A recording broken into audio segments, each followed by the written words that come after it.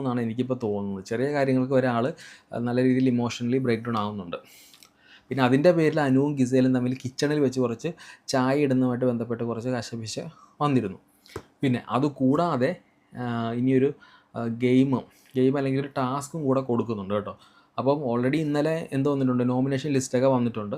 അതുകൂടാതെ big boss പറയുന്നു നിങ്ങൾക്ക് ഒരാളെ ഡയറക്റ്റ് എലിമിനേറ്റ് ആക്കാനായിട്ടുള്ളൊരു അവസരം കൊടുക്കുകയാണ്.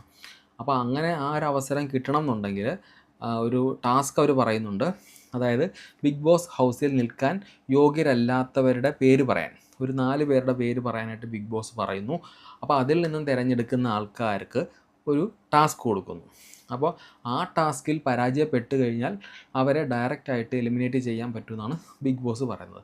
അപ്പോൾ അങ്ങനെ തിരഞ്ഞെടുത്തവരുടെ കൂട്ടത്തിൽ 4 പേരെന്ന് പറയുന്നത്, ഒന്ന് ശൈത്യ, ഗിസേൽ, ഷാനവാസ്, പിന്നെ ആയിട്ടുള്ള ബിൻസി എന്ന് തോന്നുന്നു പേര്. അഥവാ എന്തെങ്കിലും മാറ്റം ഉണ്ടെങ്കിൽ ഒന്ന് ക്ഷമിക്കണം കേട്ടോ.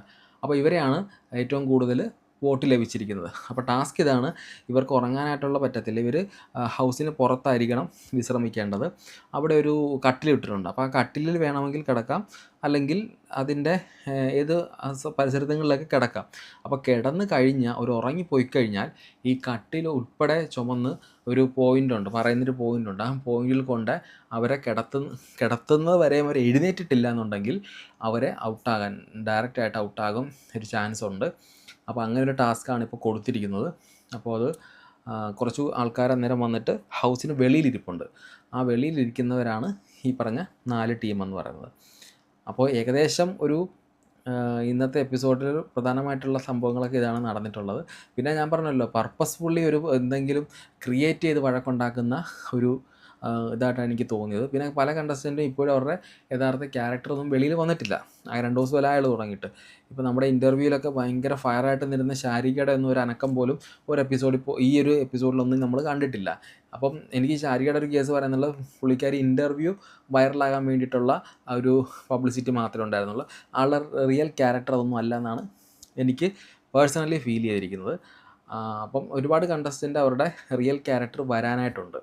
അപ്പോൾ എത്രയും പെട്ടെന്ന് ഇവരുടെ എല്ലാം റിയൽ ക്യാരക്ടർ എല്ലാവരിലേക്കും എത്തട്ടെ എന്ന് നമുക്ക് എത്താൻ വേണ്ടി നമുക്ക് കാത്തിരിക്കാം. എന്നാലല്ലേ ബിഗ് ബോസിൻ്റെ ആ ഒരു എന്താ പറയുക, ആ ഒരു റിയൽ എനർജി നമുക്ക് കിട്ടത്തുള്ളൂ. അപ്പോൾ എല്ലാവരും വീഡിയോ വാച്ച് ചെയ്തിട്ട് നിങ്ങളുടെ കമൻറ്റുകളൊന്ന് രേഖപ്പെടുത്തുക. ഇനി നിങ്ങളുടെ കമൻറ്റുകൾ രേഖപ്പെടുത്തണം, എന്തൊക്കെ മാറ്റങ്ങൾ വരണം എന്നുള്ള കാര്യങ്ങളെല്ലാം കൂടെ ഒന്ന് നിങ്ങൾ രേഖപ്പെടുത്തുക. അപ്പോൾ നമുക്ക് അടുത്ത എപ്പിസോഡിൽ വീണ്ടും കാണാം.